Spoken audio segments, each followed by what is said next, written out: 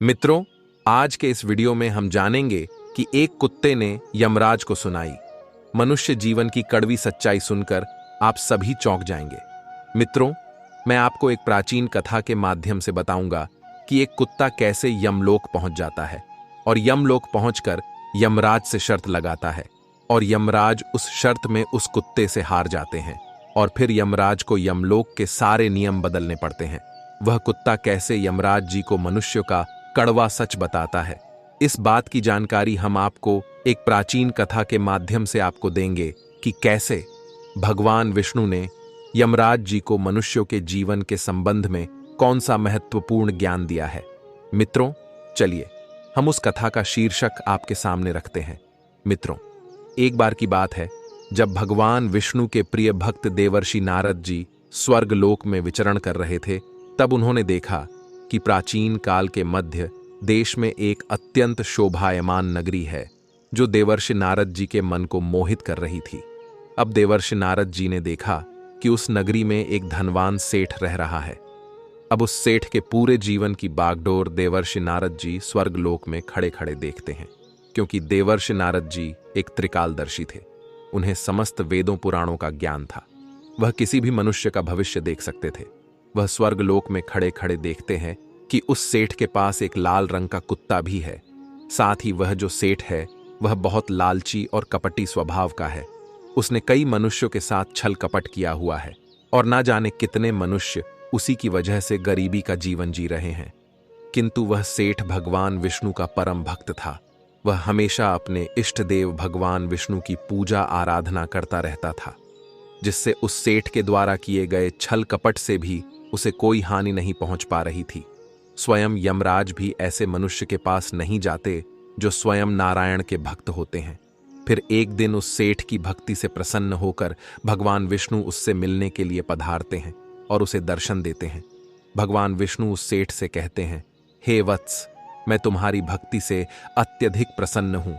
मांगो, तुम्हें जो भी वर चाहिए, तुम्हारी जो भी इच्छा और मनोकामना है, मैं उस इच्छा को अवश्य ही पूर्ण करूंगा।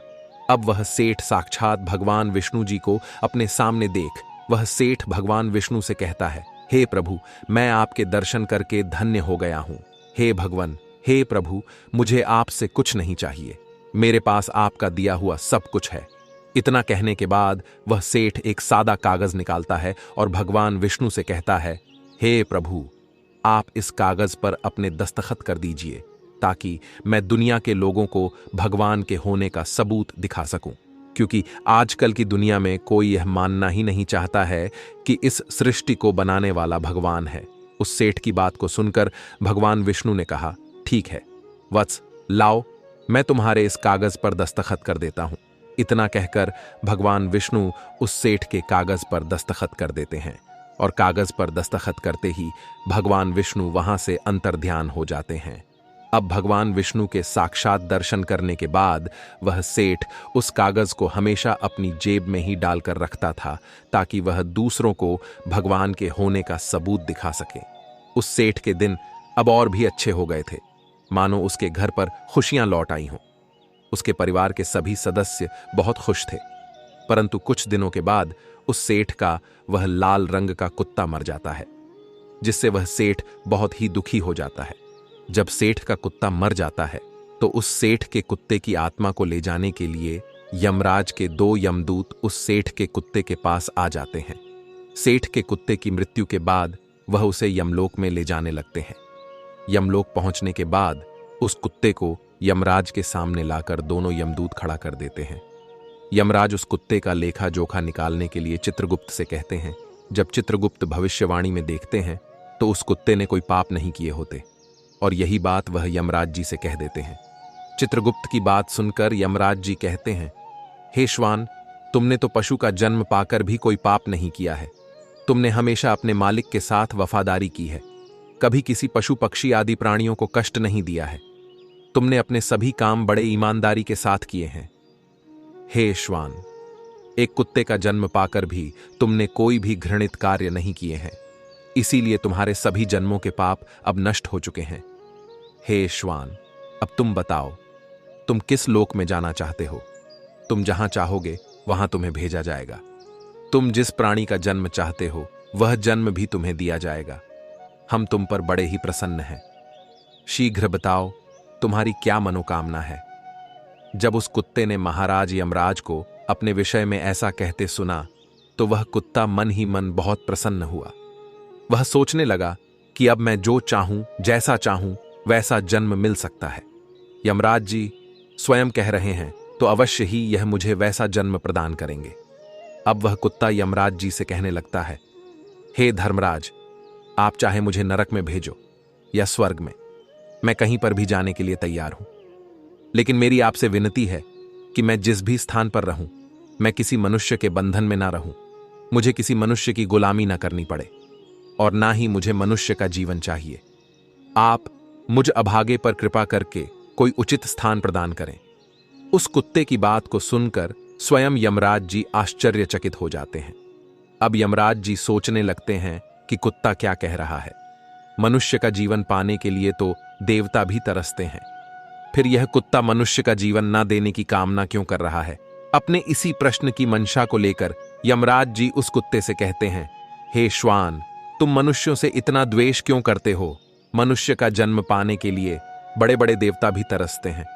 पृथ्वी पर तो मनुष्य का जीवन ही सर्वश्रेष्ठ है, फिर तुम क्यों मनुष्य का जन्म नहीं लेना चाहते हो। इससे पहले तुम्हें कभी मनुष्य का जीवन नहीं मिला है, शायद इसीलिए तुम मनुष्य जीवन के फायदे नहीं जानते हो।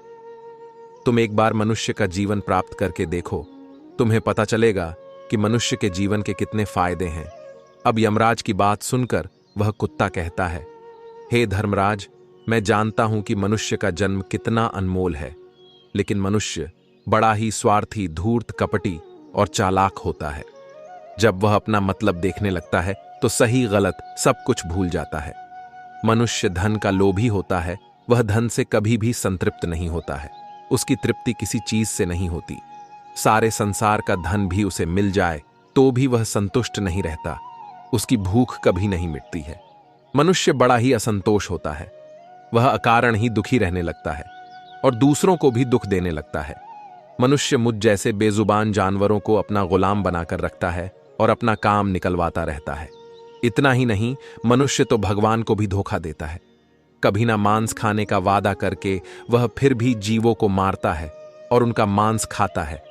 यह सब देखकर मुझे मनुष्य से घृणा हो चुकी है। मैं अपने जीवन मरण का चक्र खत्म करना चाहता हूं और इसीलिए मुझे मनुष्य जन्म नहीं चाहिए। यमराज कहते हैं, हे श्वान, ये तुम क्या कह रहे हो। मनुष्य भगवान को धोखा भला कैसे दे सकता है।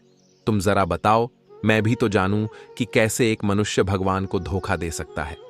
फिर कुत्ता कहने लगता है, हे धर्मराज, मनुष्य जब मंदिर में जाता है तो स्वार्थी मन से भगवान की पूजा करता है। भगवान से कहने लगता है, हे भगवान, आप मेरा यह काम बना दो, मेरा वो काम बना दो, मैं आपको इतने पैसे चढ़ाऊंगा, दान धर्म करूंगा, भंडारा करूंगा, गरीबों को कपड़े दान करूंगा। लेकिन जब उसका काम पूरा हो जाता है तो वह सब कुछ भूल जाता है। आगे बढ़ने की होड़ में वह अपनों का ही शोषण करता रहता है, एक दूसरे की टांग खींचने में लगा रहता है। ना खुद ऊपर उठने का प्रयास करता है, ना दूसरों को उठने देता है। एक मनुष्य ना चैन से खाता है, ना खाने देता है। अपना काम बनाने के लिए दूसरों को धोखा देता है। और उसकी धूर्तता तो देखिए, वह भगवान को भी लालच दिखाकर अपना काम बना लेता है। जब काम पूरा होता है तब वह खुद की बड़ाई करते हुए कहता है, भगवान के पास तो सब कुछ है, मैं उन्हें क्या दे सकता हूं। इस प्रकार से कहकर वह भगवान से जो भी वादे करता है वह अपनी बात से मुकर जाता है। वह कुत्ता आगे कहता है, हे यमराज, इंसानों के बुरे कर्मों को गिनाते गिनाते मैं थक जाऊंगा, किंतु मनुष्यों के बुरे कर्म समाप्त नहीं होंगे। उसकी चालाकी के आगे तो देवता भी कुछ नहीं है। अब उस कुत्ते की ऐसी बातें सुनकर यमराज कहते हैं, हे श्वान, यह तो मुझे झांत है। माना कि इंसान बहुत चालाक है, लेकिन वह हम देवताओं को मूर्ख नहीं बना सकता, क्योंकि हमारे यहां जितने भी जीव आते हैं उन्हें हम ही दंड देते हैं। उसने पृथ्वी लोक पर चाहे कितनी चालाकी क्यों ना की हुई हो, उसे मृत्यु के बाद यही आना पड़ता है। सभी इंसान यहां पर आकर हमारे सामने रोते हैं, माफी मांगने लगते हैं, नरक जाने के भय से और मेरे भयंकर रूप को देखकर थर थर कांपते हैं। सभी मनुष्य हमारे अधीन रहकर ही काम करते हैं। अब वह फिर कुत्ता कहता है, हे धर्मराज, आपके पास जितने भी मनुष्य आते हैं वे सब मरे हुए होते हैं। आपका पाला किसी जीवित इंसान से नहीं पड़ा है। यदि आप किसी जीवित मनुष्य को यमलोक लेकर आओगे तब आपको पता चल जाएगा कि जीवित इंसान कितना खतरनाक होता है। उस कुत्ते की बात सुनकर यमराज को आश्चर्य हुआ और उस कुत्ते पर गुस्सा भी आ गया। वे सोचने लगे, यह तो हमारे यहां पर आकर हमारा ही अपमान कर रहा है। इस तुच्छ कुत्ते को दिखाना ही पड़ेगा कि मैं क्या चीज हूं। हमारे सामने कोई इंसान कुछ भी नहीं है। इंसानों की चालाकी हमारे सामने नहीं चल सकती। इस बात को साबित करने के लिए यमराज अपने दूतों को बुलाते हैं और कहते हैं, हे दूतों, जाओ और इस कुत्ते के मालिक को जीवित ही उठाकर यमलोक लेकर आओ। हम भी देखते हैं कि जीवित इंसान हमारे सामने क्या चालाकी कर सकता है। अगर यह कुत्ता गलत साबित होता है तो इसे अनेक वर्षों तक नरक में डाला जाएगा।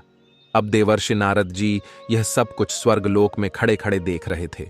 उन्होंने उस कुत्ते के मरण से लेकर यमराज जी के पास जाने से लेकर उन सभी की बहस पूरी सुनी, और वह आगे भी देखते हैं कि उस कुत्ते को अपने आप पर पूरा यकीन था कि एक अकेला जीवित मनुष्य स्वर्गलोक में आकर खलबली मचा देगा। फिर यम के 2 दूत धरती लोक पर जाते हैं। उस कुत्ते का मालिक चारपाई पर सो रहा था और वह दोनों दूत उस कुत्ते के मालिक को, उस सेठ को चारपाई के साथ उठाकर यमलोक ले जाने लगते हैं।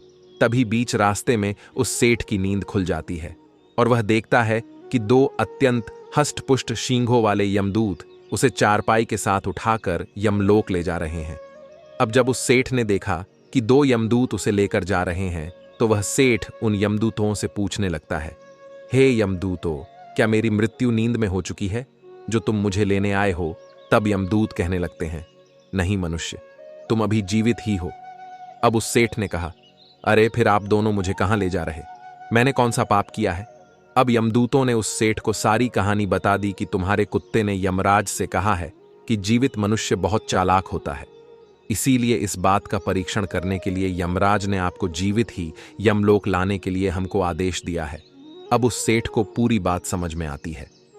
अब वह सेठ कुछ देर सोचने लगता है। वह यह सोचता है कि अगर यमराज और मेरा मुकाबला हुआ और कहीं यमराज जीत गए तो वह हमारे कुत्ते को नर्क में डलवा देंगे। वह बेकसूर बिना किसी कसूर के ही फंस जाएगा और मैं यह बिल्कुल नहीं चाहता। यह सोचते सोचते उस सेठ ने तुरंत अपनी जेब में रखा हुआ वही कागज निकाला जिस पर भगवान विष्णु ने अपना हस्ताक्षर किया था। अब वह सेठ उस कागज पर कुछ लिख देता है और फिर से कागज को अपनी जेब में रख लेता है। अब जैसे ही वे यमदूत उस सेठ को लेकर यमलोक में उपस्थित होते हैं तो उस सेठ को देखते ही यमराज जोर जोर से हंसने लगते हैं और सोचने लगते हैं, यह तुच्छ मनुष्य भला मेरा क्या बिगाड़ पाएगा। महाराज यमराज के मन में यह प्रत्यंचा चल ही रही थी कि इतने में वह सेठ जाकर यमराज के सामने खड़ा हो जाता है और अपनी जेब से वह कागज निकालकर यमराज को देता है। जब यमराज उस कागज को खोलकर पढ़ने लगते हैं तो वे तुरंत ही सिंहासन से उठकर खड़े हो जाते हैं और उस सेठ को सिंहासन पर बिठाकर खुद उसके स्थान पर खड़े हो जाते हैं। अब देवर्षि नारद जी स्वर्गलोक में खड़े खड़े यह देख रहे थे। उन्हें भी समझ में नहीं आ रहा था कि आखिर यमराज जी ने अपनी कुर्सी क्यों छोड़ी और उस कुर्सी पर सेठ को क्यों बिठा दिया। ऐसा क्या था उस कागज में जिसकी वजह से महाराज यमराज भी भयभीत हो गए। अब यमलोक के जितने भी दूत थे वह सभी चौंक जाते हैं कि अरे, यमलोक के सबसे महान देवता यमराज को क्या हो गया है। वह सभी सोचने लगते हैं, यमराज ये क्या कर रहे हैं? एक मानव को अपने सिंहासन पर बिठा रहे हैं। यह जरूर कोई पहुंचा हुआ इंसान लगता है। वह सेठ अब यमपुरी का राजा बन जाता है। यमराज भी उसका आदेश मानने के लिए विवश हो जाते हैं। फिर वह सेठ सिंहासन पर बैठते ही यमलोक के सभी कानून बदल देता है और यमराज को ही यमलोक के द्वार का पहरेदार बना देता है। फिर वह सेठ सोचने लगता है, जब मैं मर जाऊंगा तो मुझे भी यहां पर आना पड़ेगा और मेरे पाप कर्मों के कारण मुझे भी नरक में डाला जाएगा। इसीलिए उस सेठ ने नरक में पड़े सभी प्राणियों को स्वर्ग में डालने का आदेश दिया और नरक का द्वार हमेशा के लिए बंद करा दिया। और फिर सभी यमदूतों को आदेश दिया कि आज के बाद किसी भी प्राणी को नरक में नहीं डाला जाएगा, सभी प्राणियों को स्वर्ग में ही भेजा जाएगा। सेठ के इस आदेश को सुनकर स्वर्गलोक में खलबली मच गई। सभी देवता हैरान हो गए लेकिन वे कर भी क्या सकते थे? आदेश यमलोक के राजा ने दिया था, इसीलिए चुपचाप सभी उसका पालन करने लगे, जिसकी वजह से यमराज ने जो जो यमलोक के नियम बनाए थे वह सभी बर्बाद हो गए, जिससे स्वर्गलोक का संतुलन पूरी तरह से बिगड़ गया। धीरे धीरे स्वर्गलोक में जीवों की भीड़ बढ़ने लगी, जिनकी सेवा करके स्वर्गलोक के दूत और अप्सराएं परेशान होने लगे। वह सभी सोचने लगे, इतने सारे जीवों की सेवा हम सभी कैसे कर पाएंगे? जिस कुत्ते ने महाराज यमराज को यह बात बताई थी कि एक जीवित मनुष्य पूरे यमलोक को बर्बाद कर देगा, वही हुआ। उधर वह कुत्ता सोचने लगा, यमराज को जीवित मनुष्य को यमलोक में लाना कितना महंगा पड़ गया। मेरे मालिक ने सब कुछ बदल दिया है, आखिर ऐसा कैसे हुआ?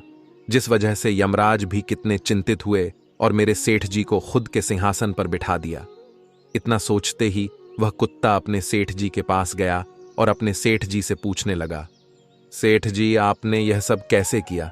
अब तो आप यमलोक के राजा बन गए हैं, अब मैं सारे जीवन आपका दास बनकर रहूंगा। कृपया आप मुझे यह बताइए कि आपने यह सब कैसे किया? तब उस सेठ ने धीरे से उस कुत्ते के कान में कहा, जब मुझे पता चला कि मुझे जीवित ही यमलोक ले जाया जा रहा है, तो मैंने भगवान विष्णु के दस्तखत किए हुए कागज पर यह लिख दिया था कि जिस जीवित मनुष्य को यमराज यमलोक बुला रहे हैं, उसे यमलोक का राजा बना दिया जाए। यही मेरा आदेश है। उस कागज पर भगवान विष्णु के दस्तखत देखकर यमराज को लगा कि यह भगवान विष्णु का ही आदेश है, तो उन्होंने बिना विचार किए ही मुझे यमलोक का राजा बना दिया। सेठ की बात सुनकर वह कुत्ता बहुत खुश हुआ और इधर स्वर्गलोक में देवर्षि नारद जी भी उस सेठ की चतुराई को देखकर सोच में पड़ गए कि मनुष्य कितना चतुर होता है। वह सोचने लगे कि इंसानी दिमाग चाहे जहां भी रहे, खुराफात तो करेगा ही। अब इधर यमलोक का ऐसा हाल देखकर सभी देवता भगवान विष्णु से मिलने के लिए वैकुंठ चले गए और उन सभी देवताओं ने भगवान विष्णु को सारी बात बता दी। देवताओं की सहायता करने के लिए भगवान विष्णु तुरंत ही यमपुरी में आ पधारे। तब उन्होंने देखा कि स्वयं यमराज यमलोक के द्वार पर पहरा दे रहे हैं। वह सोचने लगे कि फिर यमराज के सिंहासन पर कौन बैठा है। भगवान विष्णु को देखते ही यमराज उनसे प्रार्थना करने लगे और कहने लगे, हे प्रभु, आपकी यह लीला बड़ी ही विचित्र है। धरती के एक साधारण मनुष्य को आपने यमलोक का राजा बना दिया और मुझे पहरेदार। यमराज जी के मुंह से ऐसी बातें सुनकर भगवान विष्णु यमराज जी से कहते हैं कि हे धर्मराज, यह मैंने नहीं किया है, यह तो मनुष्य के चालाक दिमाग का कमाल है। यदि तुम जीवित मनुष्य को यमलोक लेकर आओगे तो यही होगा। इसीलिए मैंने मृत्यु के बाद ही मनुष्य को यमलोक लाने का आदेश दिया था, ताकि मनुष्य के सभी दोष और स्वभाव शरीर के साथ नष्ट हो जाए और केवल उसकी आत्मा ही यमलोक में प्रस्थान करें। किंतु आप तो एक जीते जागते मनुष्य को ही यमलोक उठाकर ले आए यमराज जी से। इतना कहकर भगवान विष्णु आगे बढ़े। फिर जब उस सेठ ने भगवान विष्णु को आते हुए देखा तो वह तुरंत यमराज के सिंहासन से उठकर खड़ा हो गया और बोलने लगा, हे प्रभु, मुझे क्षमा करो। मैंने अपने कुत्ते को नरक में जाने से बचाने के लिए और मनुष्य की बुद्धि का बल दिखाने के लिए ही ऐसा किया। मैं आपके द्वारा दिए गए वरदान का दुरुपयोग नहीं करना चाहता था। हे प्रभु, मैं आपके दर्शन करके धन्य हो ही गया था। मेरे मन में किसी भी चीज की कोई लालसा नहीं है। मेरे मन में अब किसी भी चीज की अभिलाषा नहीं है। फिर भगवान विष्णु मुस्कुराए और उन्होंने उस सेठ को क्षमा कर दिया। अब भगवान विष्णु ने यमदूतों से कहकर उस सेठ को पुनः धरती लोक पर वापस लौटा दिया और उसके मन से यमलोक में हुई सारी बातें भुला दी। भगवान विष्णु ने भी यमराज को फिर से यमलोक की गद्दी पर बिठा दिया और वे भी वैकुंठ लोक लौट गए। यमराज फिर से अपने सिंहासन पर बैठ गए। तब वह कुत्ता यमराज से कहने लगा, हे धर्मराज, देखिए, आपने जीवित मनुष्य की चालाकी, एक जीवित मनुष्य क्या क्या कर सकता है, इसीलिए मैं मनुष्य नहीं बनना चाहता। मनुष्य जब स्वार्थी बन जाता है तो वह अंधा हो जाता है। एक अहंकारी मनुष्य को कुछ भी नहीं दिखता, चाहे वह दोस्त हो, परिवार हो या चाहे जो हो, उसे सब कुछ दिखना बंद हो जाता है। लालच में वह धर्म को भी भुला देता है और अनिष्ट कार्य करने लगता है। जब तक वह शास्त्र अनुसार कर्म करता है तभी तक वह सुखी रहता है, और जब धर्म से विमुख हो जाता है तो क्लेश और बीमारियां उसे घेर लेती हैं और उसका पतन होने लगता है।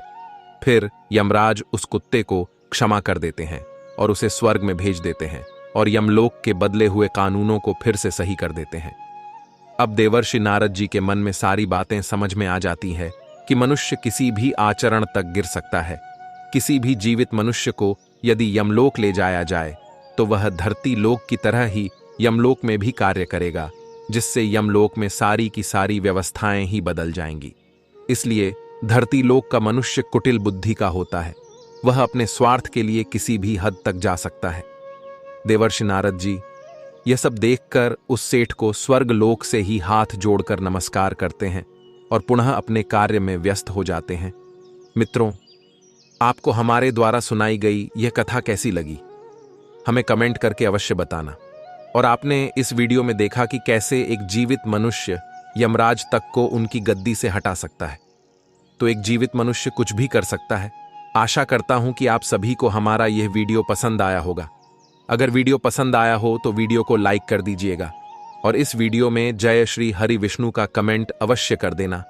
मित्रों, अगर आप सभी लोग हमारे चैनल पर नए हैं तो हमारे चैनल को भी अवश्य सब्सक्राइब कर देना। बाकी आप सभी का वीडियो को यहां तक देखने के लिए दिल से धन्यवाद।